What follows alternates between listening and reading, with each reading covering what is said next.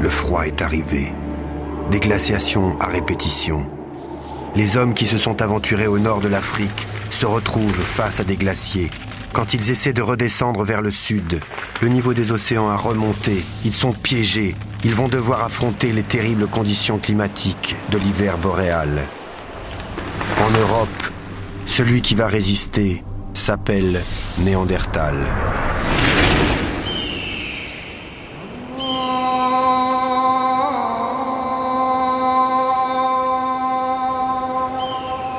Néandertal est le descendant d'Erectus. Son voyage l'a conduit dans toute l'Europe. Malgré le froid, malgré la neige, il s'est adapté.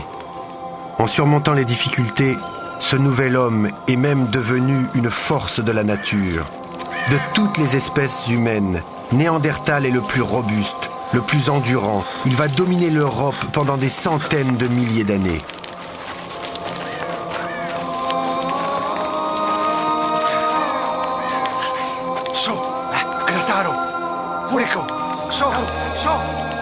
Pendant les 8 mois d'hiver, seule la chasse permet de se nourrir et de se vêtir. Néandertal concentre toute son énergie sur la traque des grands animaux. Pisteur, fabricant d'armes et de pièges, tanneur de peau, toute son activité est tendue vers un seul objectif, ses proies.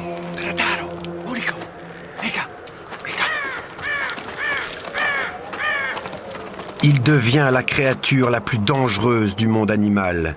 Il connaît les pyrites qui font des étincelles et l'amadou qui s'enflamme en un rien de temps. Il maîtrise parfaitement le feu et plus aucun prédateur ne l'intimide. Nous sommes à moins 50 000 ans.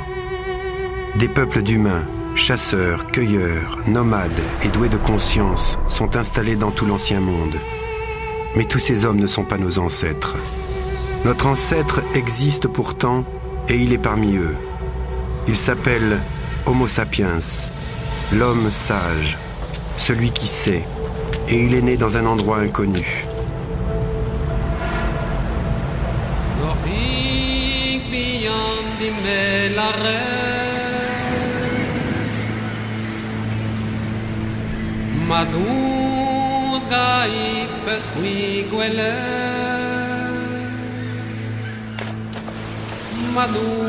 Néandertal domine toujours l'Europe et l'Orient.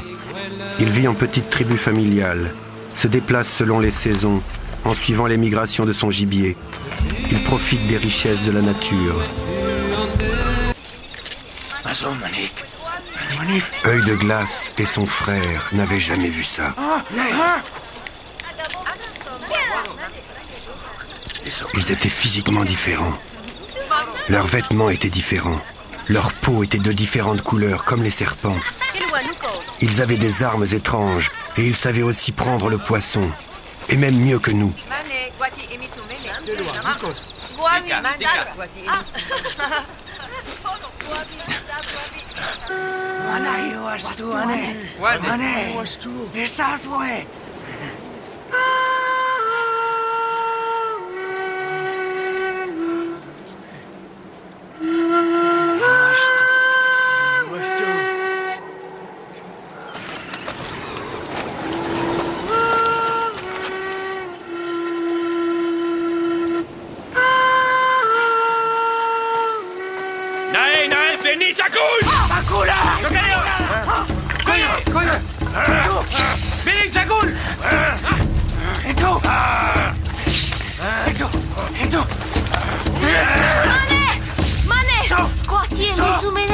Néandertal et Sapiens vont se côtoyer pendant des millénaires.